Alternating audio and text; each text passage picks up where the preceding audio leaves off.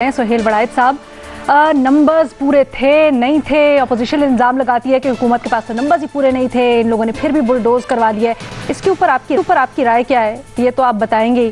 जरदारी साहब ने बड़ा जबरदस्त किस्म का तज्जिया किया है, उसके ऊपर भी जरा तज्जिया फरमा दीजिएगा। कहते हैं कि बेशक जितना मर्जी जोर लगाएं, जो मर्जी बीज लगा लें, फल कोई और ही खाएगा। जी अलीना, देखें, पहली तो बात है कि गैर जानिबदारी से अगर देखा जाए तो आज हुकूमत को फतह हासिल हुई है और जो वो करना चाहते थे वो उन्होंने कर लिया। और अपोजिशन जो दावे कर रही थी कि उसके पास तादाद है या हुकूमत के पास तादाद नहीं है, वो गलत साबित हुए। तो एक तो मादी फतह का उन्हें क्रेडिट देना चाहिए। हाँ, ये सही है कि असूली तौर पर अगर वो सबको कंसेंसस के साथ मिला के लेजिस्लेशन करते तो वो ज्यादा देर पा होती, क्योंकि ये देर पा नहीं है। ये आज अगर अपोजिशन इसको नहीं मानेगी तो कल जब भी वक्त मिलेगा, जब भी उन्हें मौका मिलेगा, वो इसको लेजिस्लेशन को चेंज कर देंगे और फिर इसका फायदा नहीं रहेगा। तो बुनियादी बात तो ये है कि जो भी लेजिस्लेशन करनी चाहिए, खासकर की इश्यूज के ऊपर, जैसे कि ईवीएम है, जैसे कि ओवरसीज पाकिस्तान। सर, लेकिन अगर हुकूमत को फतह हुई है और आप समझते हैं कि हुकूमत की एक विक्ट्री है, तो क्या ये आगे भी स्मूथ सेलिंग होगी या फिर आने वाले दिनों में कुछ हुकूमत को टफ टाइम मिलेगा? पहली तो मेरा तो ख्याल है, देखें, जो भी चीज है, सच्चा तो बात यह है कि आज अपोजिशन हारी है और हुकूमत जीती है और इस जीत के जाहिर है वो फवायद भी उठाएंगे। लेकिन बात बुनियादी ये है कि हम तो ये इखलाकी भी बात करते हैं ना, कि इखलाकी तौर पर ज्यादा बेहतर होता कि अगर ये कंसेंसस के साथ लेजिस्लेशन करते। ये वन साइडेड जो लेजिस्लेशन होती है, चाहे आप 2/3 मेजॉरिटी के साथ भी कर लें, तो उसकी कोई वैल्यू नहीं होती, क्योंकि वो अल्टीमेटली अनडू हो जाती है।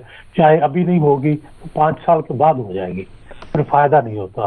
तो ऐसी लेजिस्लेशन करनी चाहिए की इश्यूज के ऊपर जो के बाद में रद्द ना हो। दूसरी बात यह है कि जो जरदारी साहब ने कहा है वो तारीख का सबक है कि तारीख में देखते रहे हैं कि जो नवाज शरीफ बोते रहे वो अगलों को काटना पड़ा, बल्कि उनको खुद काटना पड़ा। आपने नैब लॉज चेंज नहीं किए, आप खुद उन नैब लॉज की गिरफ्त में आ गए। आपने करप्शन के बारे में अमेंडमेंट्स नहीं की, आप सारे खुद वो भुगत रहे हैं। अभी भी खान साहब जो कर रहे हैं तो वो खुद भुगतेंगे। इस वक्त उन्हें एहसास नहीं हो रहा कि अगर नैब लॉज में मैंने तरमीम ना की तो कल को सारी पीटीआई अंदर जाएगी, कल को सारी पीटीआई को ये भुगतना होगा।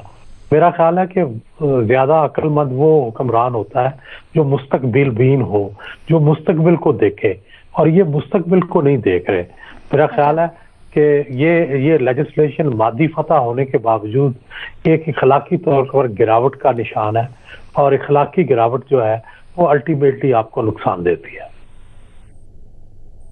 अच्छा शहजाद, थोड़ी सी टेक्निकल अगर गुफ्तगू करें तो आज बिलावल ने एक तजवीज़ दी है ओवरसीज़ वोटिंग से मुतल्लिक।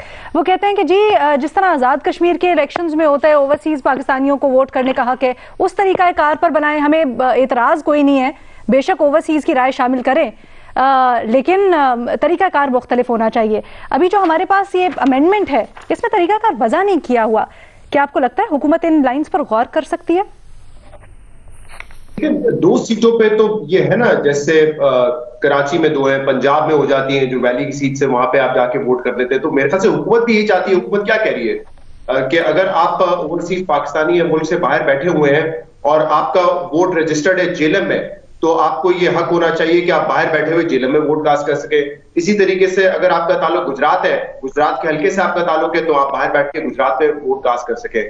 ये बुनियादी मकसद है हुकूमत का। अब इसमें 2-3 तरीके हैं जो दुनिया में इस्तेमाल होते हैं, और कहीं फेज वाइज होते हैं, कहीं कुछ इलेक्शंस में होते हैं। एक तो हमारे यहाँ भी आपको पता है कि जो जैसे एम्बेसी का अमला होता है, कौंसलेट का अमला होता है, वो पाकिस्तान नहीं आता वोट करने के लिए। उनके लिए तो ये सहूलत है कि वो बाहर बैठ के वोट कर देते हैं। इंडिया में भी ऐसा ही होता है। अच्छा, एक तरीकेकार ये है कि आप इंटरनेट वोटिंग करें, उसके ऊपर सस्पिशन बहुत ज्यादा है कि वो शायद हैक हो जाए, आपका वोट तब्दील हो जाए, तो उस पर मेरे ख्याल से किसी का एतबार नहीं होगा।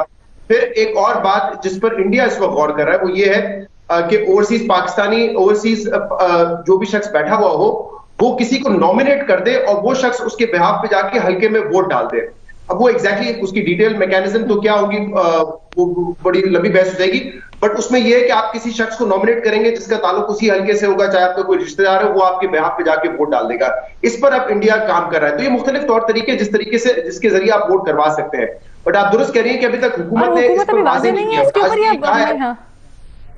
आज भी फवाद ने कहा है उनसे, जब पार्लियामेंट बाद में इसको वाज़ेह कर देगी, इलेक्शन कमीशन के साथ बैठ के फैसला करना पड़ेगा कि तरीकेकार क्या होगा वो।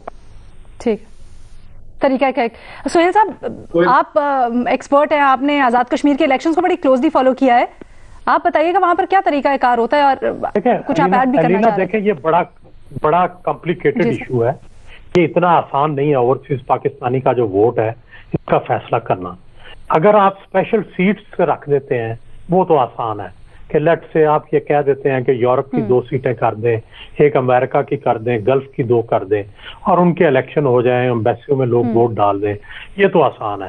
लेकिन अगर आप ये कहें कि पाकिस्तान के जनरल इलेक्शन की जनरल सीटों के ऊपर आप 272 सीटों के ऊपर वोट डलवाएंगे लोगों से वहां पे, और वहां पे उसके पोलिंग स्टेशन बनेंगे दुबई में या सऊदी अरब में या फलाना, तो वो एक मेरा ख्याल है कि बहुत मुश्किल काम होगा और वो करना मुश्किल है। तो इसलिए जब तक ये प्रोसेस तय नहीं होता उस वक्त तक तो यही पॉसिबल लगता है कि शायद स्पेशल सीटों पे स्पेशल सीटें होंगी और स्पेशल सीटों पे होगा। क्योंकि अगर आप जनरल इलेक्शन में डायरेक्ट कॉन्स्टिट्यूएंसी को वोट डलवाएंगे कि लेट से दुबई के अंदर बंदा बैठा एनए 74 में वोट डालना चाहे या एनए 75 में वोट डालना चाहे तो उसको वहां बैलेट बॉक्स, लेकिन ये बड़ा स्ट्रेंज नहीं है, आप दुरुस्त कह रहे हैं सुहेल साहब, लेकिन ये बड़ा स्ट्रेंज नहीं है कि हुकूमत ने लेजिस्लेशन तो पास करवा ली लेकिन अभी तक तरीकाकार वजह नहीं है।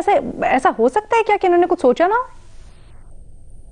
लीना, उन्होंने तो शायद सोचा होगा, उसके ऊपर तो खैर हो भी रही है बातें, लेकिन बात ये कि इलेक्शन कमीशन के साथ बैठकर ही तय करना है, क्योंकि कैपेसिटी जो है वो इलेक्शन कमीशन ही उन्हें फिर बताएगी कैपेसिटी है नहीं है। क्योंकि देखिए ओवरसीज पाकिस्तान की वोटिंग के अंदर तो कोई बज़ाहिर उनको जो राइट है उस राइट में तो कोई ऐसा इशू नहीं है, बिल्कुल होता है, या तो आपकी वो तो एक कानूनी हक है, उसमें तो कोई ऐसी बात नहीं। ये तरीका कार वजह करना बड़ा जरूरी